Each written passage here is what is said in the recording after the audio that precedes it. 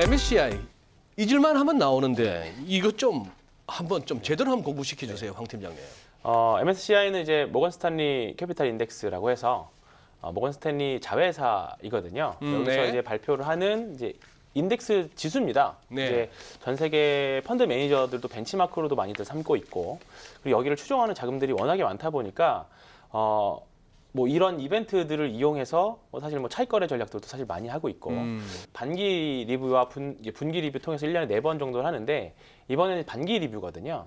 그렇다 보니까 이번에는 좀 굉장히 좀 많이 관심을 좀 가지고 있죠. 그리고 이번에 편출입되는 종목들도 시장에서 많이 회자가 되고 있고, 좀 우리가 흔히 말하는 핫한 종목들이기 때문에 계속 관심을 가지고 보실 필요는 좀 있을 것 같습니다. 지금 선진 시장이 한 23개 국가, 그다음에 이머징 국가는 한 27개 국가로 구분이 되는데, 전 세계 한 제가 최근 자료까지 찾아본 건 한 16조 정도가 이 MSCI 지수를 추종하고 있다라고 합니다. 그러면은 지금 얼핏 보니까 시가총액 네, 시가총액 기준입니다. 시가총액 기준으로 네. 보면 되겠네. 네, 맞습니다. 그럼 이번에도 새로 편입되는 거는 그동안에 주가가 많이 올라서 시가총액이 커진 종목들. 네, 맞습니다. 그리고 기존에 MSCI 한국 지수에 있던 종목들 중에 좀 주가가 조금 부진하다 싶으면은 빠지고.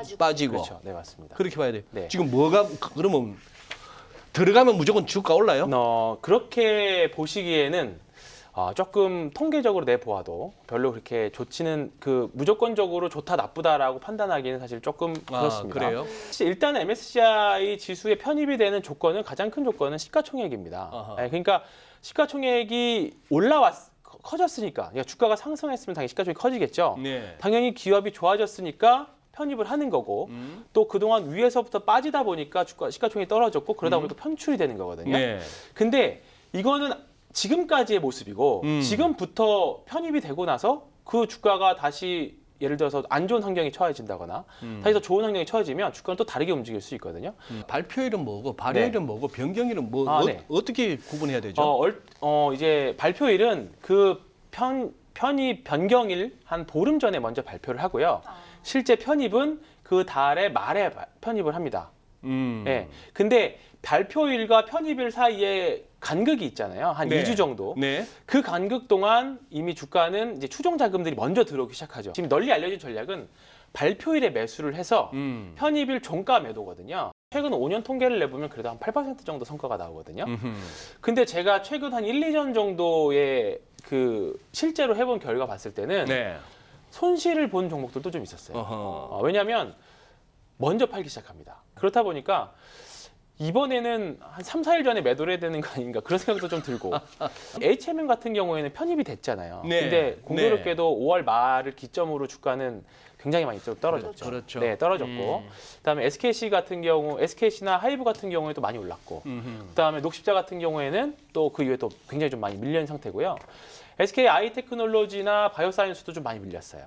그리고 에코프로비는 좀 올랐고. 그러니까 이게 무조건 편입한다 그래서 주가가 오른다, 무조건 떨어진다라고 절대적으로 보기에는 편입일 이후에는 그냥 주가 각계 전투를 그냥 갈 길 가는 것 같습니다. 이 뭐냐, 이거 11월 편입 예상 종목이 이미 시장에 대충 알려졌겠네요. 네, 뭐 크래프톤이라든지 FNF, 그리고 뭐 LNF, 카카오 게임즈, 뭐 일진 머티리얼즈, 이런 종목들이 지금 대부분 증권사에서 편입되지 않을까라는 후보군으로 공통적으로 거론되고 있는 종목들이다라고 보시면 될 것 같습니다.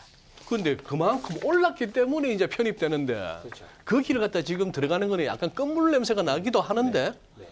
이거 조심해야겠다. 이거 MSCI 관련해서 투자 전략 세운다는 게. 그래서 이제 이 관련 종목들에 대해서 이제 관련 이야기들을 좀 들어보면 네.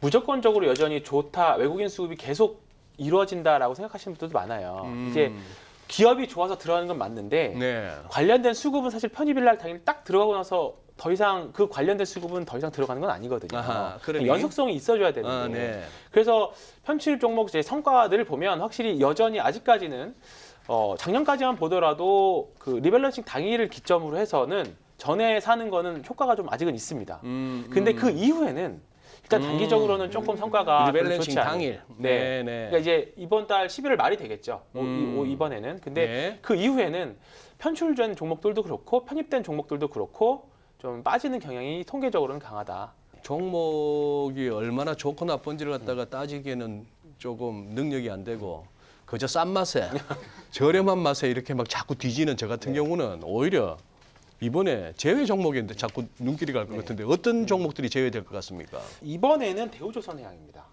아쉽게도. 대우조선해양 네. 지금 황 팀장님이 네. 확실하게 밀고 있는 종목 아니야? 이제 제가 밀고 있는 섹터 중에서 이제 차트도 종목이죠. 좋던데. 근데 왜냐하면 이게 네. 말씀드렸던 것처럼 기업이 좋고 나쁨이 아니라 시가총액 기준이거든요. 아하. 다른 종목들이 치고 올라보다 보니까 그동안 좀 빠졌다. 빠졌기 때문에 빠져나가는 거거든요. 그리고 오히려 저는 이 기회를 잘 이용하면 조선주가 일단은 아직까지는 뭐 사실 조선주 투자하시는 분들에 있어서는 여전히 뭐 숨겨진 손실도 많이 있고 이 수주 믿을 수 없다. 이게 내년까지 이어지기 어렵다. 내년 수주가 올해처럼 나올 거라는 뭐 보장이냐. 뭐 이렇게 반론하시는 분들도 있기는 한데 아직까지는 긍정적으로 보시는 분들이 좀 있거든요. 그래요? 그렇다라고 하면 오히려 이번 기회를 이용해서 주가가 떨어졌을 때 매수하는 전략들도 저는 역으로 이용하면 역발상 전략으로도 좀 좋을 것 같습니다. 이 두 분 얘기는 잘 들어야 돼요. 그러니까. 잘못하면은 그냥 듣고 있다 보면은 그냥 막 사게 돼. 꼭 이 체크가 필요하다고. 책도 팔랑거리고 있는데 잡아주셨어, 소장님. 그러니까. 근데 우리 코스피 200에도 200개 아닙니까? 민 부장님. 네네. 이것도 그럼 조절해요? 네, 코스피 200 편입도 지금 12월 달에 또 예정이 돼 있습니다. 메리츠 금융지주 같은 기업들 보면 원래 꾸준하게 상승을 하면서 시총이 커졌기 때문에 후보군으로 지금 거론이 되고 있고 그리고 PI 첨단 소재라는 이제 IT 쪽 소부장 기업인데 소재 쪽 기업인데 이 회사들도 괜찮은 모습을 보여주고 있습니다. 그래서 그 다음에 이제 9월 달에 상장한 현대중공업 그리고 11월 3일 날 상장했던 카카오페이 있죠. 바로 며칠 전에 상장한 얘네들은 이제 시총이 코스피 유가증권 시장 기준으로 상위 50위 안에 만약에 들면 특례로 너희들은 덩치 크고 잘하니까 먼저 빨리 해줄게 라고 해서 특례 편입 가능성도 현대중공업하고 카카오페이는 거론이 좀 되고 있습니다. 은강 씨 계속 붙들고 있어야겠다. 네, 꼭 붙들고 있으려고요. 편입된다고 해서 무조건 계속 승인이 좋다는 건 아니라는 거. 아, 제가 말을 더듬기는 알겠습니다. 그럼 2부 마무리하기 전에 네. 2부에서 뭐 공부는 좀 했는데 종목이 안 나왔어요. 민 부장님 먼저. 네. 저는 이제 그 편입 후보군 중에서도 이제 게임주 카카오 게임즈를 한번 이제 말씀 드릴게요. 대세는 대세다 요새 게임이. 네네. 그래서 제가 이제 2주 전에 이제 위메이드에 대해서 이제 템백을 이야기를 해드렸는데 이제는 시장에서 위메이드가 저렇게 가니까 제2의 위메이드가 누가 될 것인지에 대한 관심이 되게 많은 것 같아요. 그래서 카카오 게임즈가 그 후보 중에 하나가 될 수 있지 않을까 싶습니다. 실적이 나왔는데 실적에 대해서는 시장에서 별로 관심이 없습니다. 오히려 실적 말고 앞으로 회사가 어떤 방향으로 나가겠다라는 코멘트가 되게 중요했고 그로 인해서 주가는 지금 실적 발표 위에 괜찮게 움직이고 있거든요. 이게 이제 NFT 결제 코인을 이용해서 관련된 게임을 계속 출시를 하겠고 그 생태계 안으로 이제 카카오 게임즈도 들어가겠다라는 이야기를 했습니다. 그리고 또 하나 주목할 부분은 이제 오딘이라는 이제 IP가 아주 좋은 게임이 있는데 그 게임을 개발한 개발사의 지분을 추가적으로 확보를 했습니다. 그래서 이 회사가 지금 일매출이 한 25억 정도 나오고 있습니다. 그러면 연으로 따지면 매출이 한 9천억 정도 되거든요. 그러면 지분율만큼만 가지고 오면 연 4천억 정도의 매출이 잡힙니다. 앞으로 추가적으로. 네, 그래서 시총이 지금 6조 원 정도 수준인데 밸류에이션 부담도 크게 없는 상황이고 그다음에 향후 오딘을 활용해서 글로벌 NFT 관련돼서 게임을 출시하면 제가 봤을 때는 구체적인 스케줄이 나올 때마다 주가가 단계 계단식으로 레벨업 되지 않을까. 그래서 편입 후보군 중에서는 카카오 게임즈를 한번 공부를 해볼 필요가 있을 것 같습니다. 황 팀장님. 공교롭게 저도 게임주네요. 저는 크래프톤입니다. 오, 크래프톤. 네. 크래프톤은 사실 후보군에서 조금 그냥 확률이 낮다라는 전망들이 많이 있었어요. 네, 근데 조금 이제 발표일이 다가오면서부터 가능성이 높은 거 아니야라는 전망들이 좀씩 나오고 있는데 왜냐하면 분기 리뷰보다 이번에는 게 반기 리뷰인데 네. 반기 리뷰 때는 조금 더 조건이 완화됩니다. 그래서 사실 크래프톤을 아직 중립으로 보시는 분들도 많이 있어요. 근데 조금 만약에 이게 편입이 된다라고 하면 좀 확률이 좀 낮기 때문에 아직 주가 흐름 별로 이렇게 요동치지 않고 있거든요. 근데 만약에 편입이 된다라고 하면 그때부터 좀 가속이 나올 수 있을 것 같습니다. 그래서 지금 크래프톤 같은 경우에는 이거 MSCI 지수 이외에도 편입되지 않다고 하더라도 지난주에 뭐 이제 미국에 있는 콘솔 게임 회사를 하나 인수를 했고요. 그리고 이번에 배틀그라운드 또 신작이 또 업데이트 되고요.